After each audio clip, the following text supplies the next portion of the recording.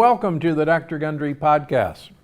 So with the weather getting cooler, nights getting longer, and the holidays right around the corner, there's one thing on a lot of people's minds. No, I'm not talking about that perfect present, figuring out the whole Thanksgiving meal, or even trying to figure out how in the world we're actually going to safely gather with loved ones this year. I'm talking about baking. And this time of year, everyone's doing it, including me.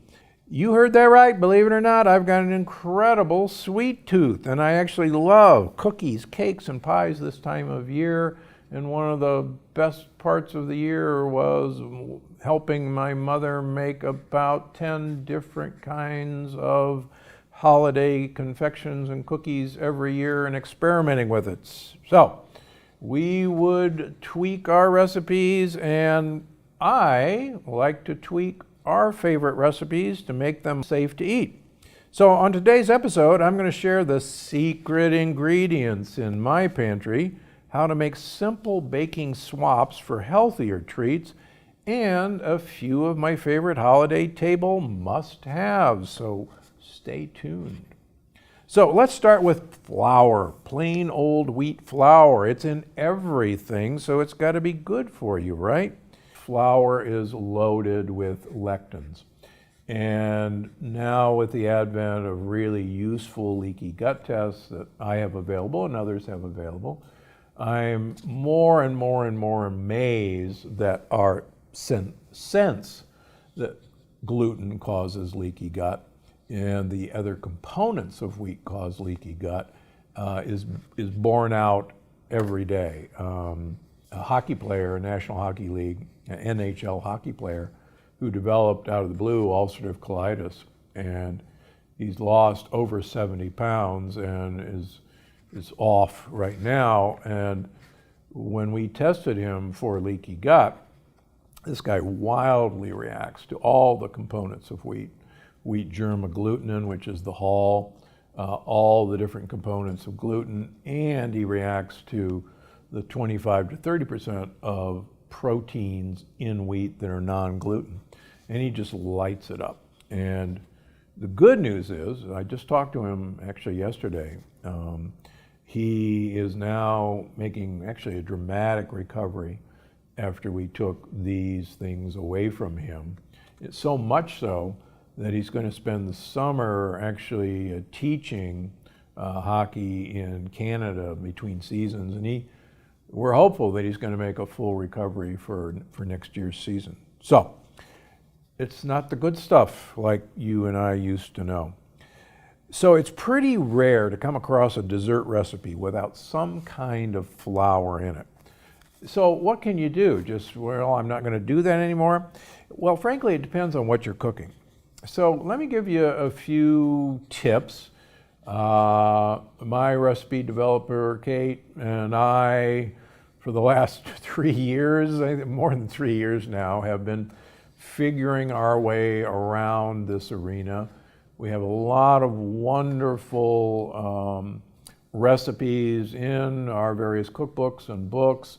We have a lot of people who have taken the lectin-free lifestyle to heart, and I'll mention those as we go along. And there's actually a lot of products out there that didn't even exist 3 years ago when the plant paradox started. So for cookies, the best combination is almond flour and coconut flour, plus a little xanthan gum for structure. Now, if you do without the xanthan gum, you'll get a drier, more crumbly cookie, and quite frankly, a lot of people like a drier, crumbly cookie. So the fun stuff is, these are becoming easier and easier to find, even in most supermarkets. You don't necessarily have to go to a specialty store anymore. You don't necessarily have to go on Amazon or Thrive Market, but these things are getting more and more available. Now for cakes, almond flour and coconut flour make a really nice, dense cake, like for instance, like our olive oil cake. Now, if you want, you can add millet flour and tapioca starch for a fluffier cake that, quite frankly, gets pretty close to a traditional birthday cake. And again, it's really kind of fun to see, if you're after a single layer cake, a pancake, like our olive oil cake, then almond flour and coconut flour is really going to make a really nice dense cake. Now, how about for pie? Well, almond flour and tapioca starch actually do make a nice flaky crust. It'll likely be a little more delicate than a traditional pie crust, but the flavor is actually fantastic. And it's kind of fun to fool family and friends, and they go, oh, this is a really great pie crust, what's in it? And then you tell them, they go, what? Now, there's always alternatives to almond flour for those that are allergic. And there's now a number of flours that I've experimented with, that Kate's experimented with. Certainly, they're harder to find, but think about hazelnut flour. It's getting more and more available. If you have a nut allergy, tiger nuts are not nuts, even though the word sounds like a nut. They're actually a tuber. You can find tiger nut flour. I think it's great to work with. Green banana flour is available. There's a lot of things to like about green banana flour, but it's still one of the harder flours to find. But look around. I particularly like chestnut flour. There's a lot of chestnut flour recipes that are used in Italy. You can usually do a 1-to-1 swap with chestnut flour for almond flour. Again, it's a little harder to find. Some Chinese groceries have them, some Italian groceries, particularly traditional Italian groceries. That's where I get mine. So half the fun is trial and error, and get the family involved. Try 2 or 3 different versions simultaneously, and it's really great fun to experiment with this. And some of my best moments growing up was experimenting with recipes with my mother in the kitchen, and we just had a great time. And yeah, sometimes the batch was a disaster and you'd have a good laugh over it. Well, won't be doing that again. So you can also do some fun stuff to make a crumb-style crust with dried figs and pulse nuts. Just be careful with the dried figs or dates, because they do have a really concentrated fructose content. So just be aware. And you just press this crust into a pan. All right, bread. So bread is where it gets really interesting, because you really do need something to give it that gluten-y stretch, which is really why we're so addicted to gluten in the first place. It gives structure, it gives stretch, and it's also, because of the ability to stretch, it makes it light and fluffy. So we've played a lot with this. I like psyllium husk for the stretch. And if you mix it with water, it forms a really gloppy paste that really does work great instead of gluten. Now, I like a mix of flax and millet flour for structure, and tapioca starch and arrowroot starch to create that fluffy texture. Now, you can often substitute any of these flours 1-to-1 with regular flour, but don't try one individually.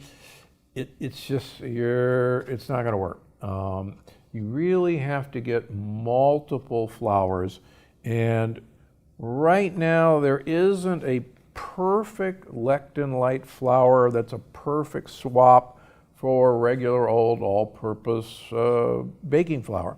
For a lot of things, I find like 2/3 almond flour, 1/3 either coconut flour or tapioca starch, and a pinch of xanthan gum works really pretty well. Okay, so what about sugar? I mean, who can imagine a holiday dessert without sugar? Well, like I said, I have a big sweet tooth, but there are always ways to satisfy your sweet tooth without packing on the pounds. And the good news is that there are a lot of healthy sugar substitutes that are actually becoming widely available. So one of my baking go-to is a 1-for-1 monk fruit sweetener, like the Lakanto brand, which is now available in a lot of regular grocery stores. And it's even in Costco now. And by the way, they make a great maple syrup substitute that's a great use instead of corn syrup-based maple syrups. And it's perfectly great on our pancake recipes from the book. And even if you want to find one of the widely available paleo or keto pancake recipes that are prepackaged, that are also in Costco now, my grandkids love Lecanto maple syrup on their pancakes that they make from our recipes. And so, if they can't tell the difference, believe me, you won't be able to tell the difference. And it's actually good for you. Now, you can also use things like xylitol, erythritol, stevia, pure monk fruit, and even agave inulin. Now, please do not confuse agave inulin with agave syrup. Agave syrup is pure fructose. And I see all these sites that say, paleo-friendly or keto-friendly, and they've got a half a cup or a cup of agave syrup in it, or for that matter, a half a cup of maple syrup in it. I got news for you. There is no way that that's keto-friendly. It's pure fructose, so please don't be misled by agave syrup. There is a great inulin-based sweetener, which is a little hard to find, called just like sugar, but you can use that 1-for-1 in recipes to replace sugar, and it works really well in baking. There's another new sweetener that's becoming more available called allulose. It works well. Dave Asprey and I are actually fond of allulose, with the proviso that so far most allulose seems to be coming from corn. And he and I are on the lookout for non-corn based allulose. We'll tell you when we find it. He's actually, I think, trying to get a company interested in making it, so look for it. Okay, how about fat in your cooking? Well, quite frankly, holiday cooking is going to need some form of fat. So go ahead and use butter, but please use French or Italian or Switzerland butter. They're actually becoming easier and easier to find. We're beginning to see A2 butter products in the stores. There's now some A2 yogurt that's propping up. So people are beginning to recognize that there is a difference between A2 and A1 casein. So look for it. It's available. Don't be misled by all the advertising that this is grass-fed butter. Most of the cows, sadly, in the United States are A1 cows. They're Holsteins. So even a step of eating grass is certainly better than giving them the crap they're normally fed. But it's now pretty easy to find Italian butter or French butter. Costco even has Italian butter. So it's easier to find. Now, extracts, vanilla extract, almond extracts are definitely your friend. Mint extracts is great with chocolate. A word of interesting warning, as I have mentioned, I do a lot of leaky gut tests and a lot of food sensitivity tests. And in some of my really difficult patients with really difficult leaky gut and autoimmune disease, I'm finding a handful, actually more than a handful, that react to vanilla bean, and they react to almond, even almond flour.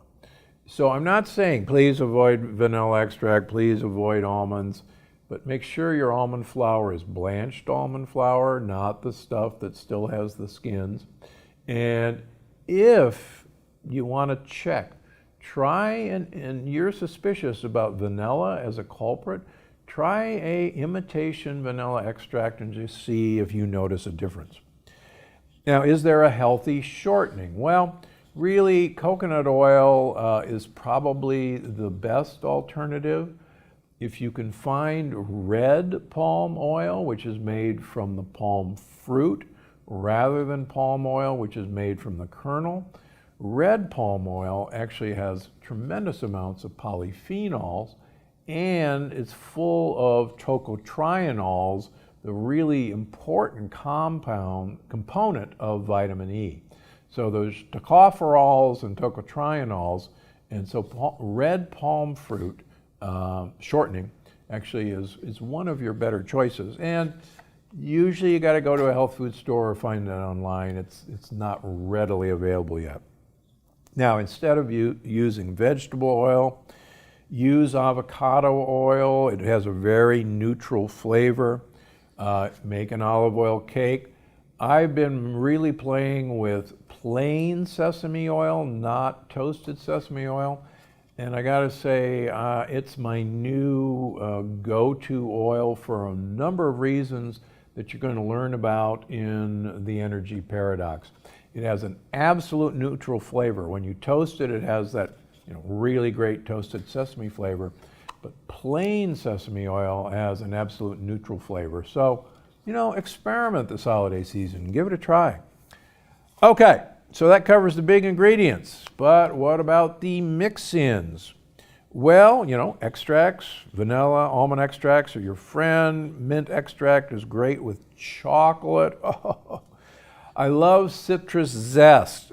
It's loaded with polyphenols, number one, and actually citrus pith, the white pith that's right under the zest, has some of the best sources of quercetin, which is really one of the best plant-based antihistamines there is. So don't be afraid of actually putting some of that citrus pith in. Chocolate as an add-in, the darker the better, particularly if you're making chocolate chip cookies or any chocolate. Just kick up, start with 72% and work your way up. We're rapidly seeing stevia sweetened chocolate bars. There's a number. I'll give a shout out to my hometown company of Lily's in Santa Barbara. I have no relationship with them, but hometown success story. But there's a number of ones that are now coming out with either stevia or monk fruit base, and they're well worth your trying them. You do have to be careful, particularly with erythritol or xylitol-based sweetener in chocolate. Too much of these often give people abdominal cramps and, quite frankly, diarrhea. And maybe that's just telling you you're eating too many of those bars and maybe you ought to cut back. Coffee, brewed coffee, even coffee granules are great in chocolatey treats. They actually up the flavor of the chocolate. Now, instead of raisins, get yourself some dried, unsweetened cranberries. They are really hard to find, but worth the look. Try adding some dried chopped figs. It's actually a flower, it's not a fruit, but just be cautious. There is a lot of great prebiotic fiber in figs, but figs do have a pretty high fructose content, so use them as an additive, not as the mainstay. Now, vegans always want to know, well, what the heck? What am I going to do for eggs? Because so many of the recipes call for eggs. We used to have a real favor that unfortunately completely changed the recipe and started using soy, so we don't recommend them anymore. I think the best replacement commercially available is Bob's Egg Replacer. Yes, it does have some potato starch, but starch is not a lectin. So that seems to be the one that works the best. You can always do a flaxseed egg. They'll often fail if you're trying to have a raised something. I like the idea of mixing flaxseed and basil seeds together. Believe me, basil seeds are so much better for you than chia seeds, and they actually work much better than chia seeds. For dairy replacements, there's great coconut milk options. Our friends at Lava, we just learned last week, are making a milk replacer out of pili nuts. And apparently it's now released, and look for it. Again, it's a small little self-start company taking a great idea. If you haven't tried their yogurts yet, they're totally plant-based. They're loaded with probiotics, and they're now nationwide. So look for that as well. Now, before I go, I'm going to share the quickest holiday candy recipe you'll ever hear. It's completely compliant, completely delicious, and it's something I keep in my freezer almost all the time, unless I completely eat it all up and then it's not there anymore. So all you need to do is chop up a bunch of toasted nuts, walnuts, pistachios, and macadamia nuts. My three go-to, quite frankly, are especially good. You add a few chopped figs or puffed millet if you want. Puffed millet is being easier and easier to find. And then you mix them with melted bittersweet chocolate until they're fully coated. Now I use the 90% variety, but anything over 72% is fine.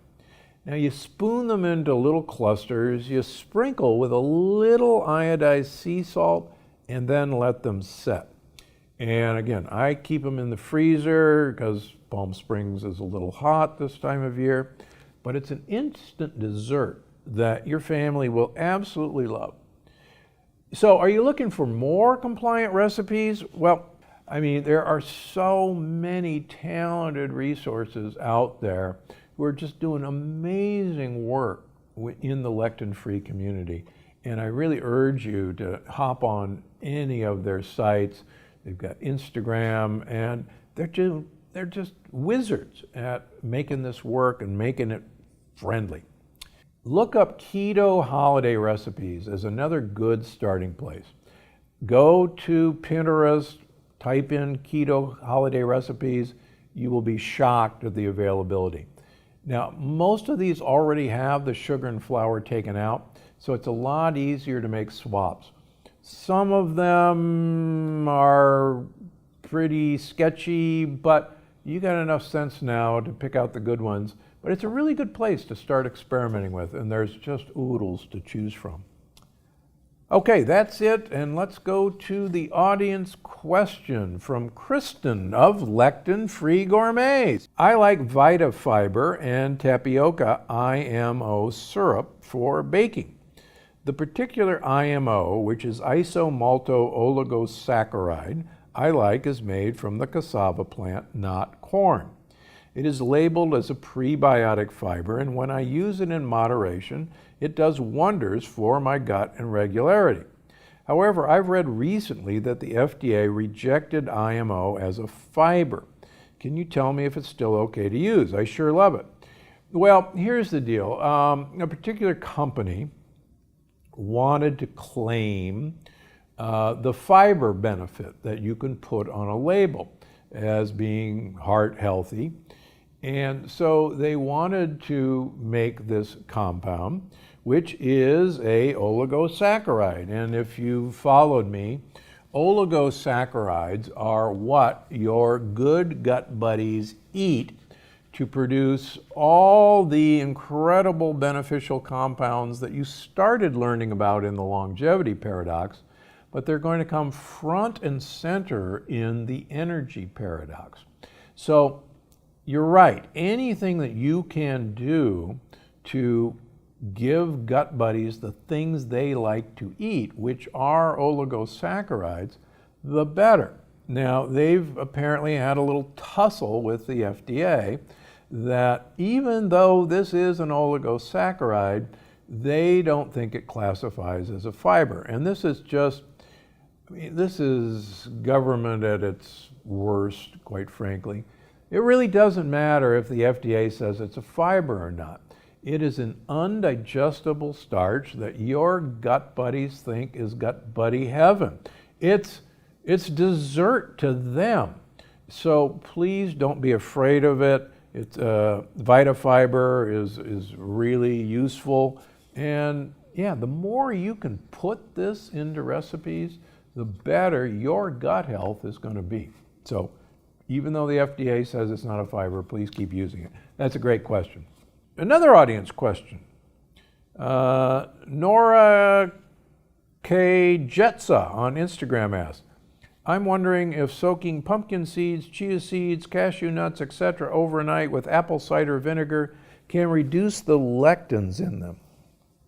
Well, unfortunately, fermentation definitely reduces lectin content. And one of the reasons we think ancient cultures fermented most of their grains and even fermented things like peppers was to reduce the lectin content. They didn't know that's why they were doing it.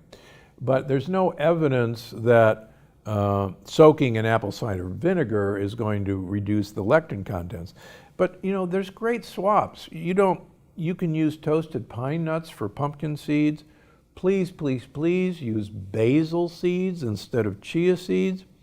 And if you're looking for that same creamy texture in a lot of raw vegan recipes, macadamia nuts work great as a replacement for cashew nuts.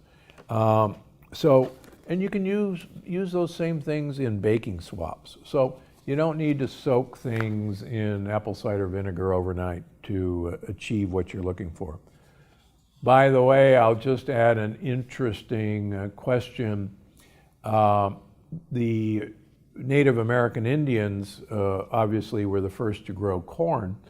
And interestingly, they always treated corn with lye to make sure that it was called pasole or hominy.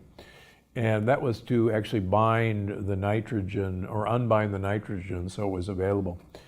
And we know that the Italians, when Columbus brought corn back from the New World, didn't know this trick.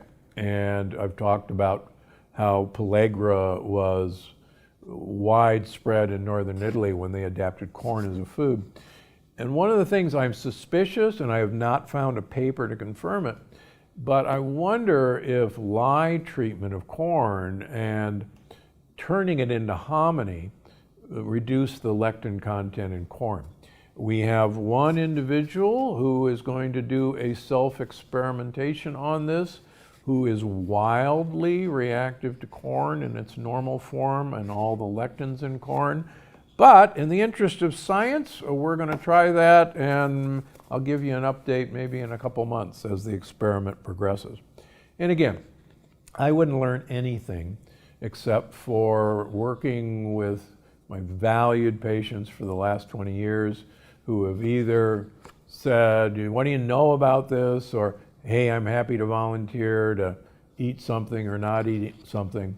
And this has been a process. I learn something new every day, and that's the latest experiment we're going to do. Okay, it's time for the review of the week. This week's review of the week comes from Nourish and Feast on iTunes, who wrote, love all the information Dr. Gundry has put out. It's really improved my life by making all this information straightforward and digestible. Ha ha ha. He didn't put ha ha ha, or she didn't. Well, thanks. We want to give you useful information that is straightforward. It's based on research. It's not based on conjecture or what's in this week or what's trending as the fad of the week. And when I learn something that is important or changes my mind, you're going to be the first to hear about it. The good news is if conventional wisdom is conventional, and you always have to question conventional wisdom. And that's what we're here doing. So thanks for tuning in, and we'll see you next week on the Dr. Gundry podcast. Before you go, I just wanted to remind you that you can find the show on iTunes, Google Play, Stitcher, or wherever you get your podcasts. Because I'm Dr. Gundry, and I'm always looking out for you.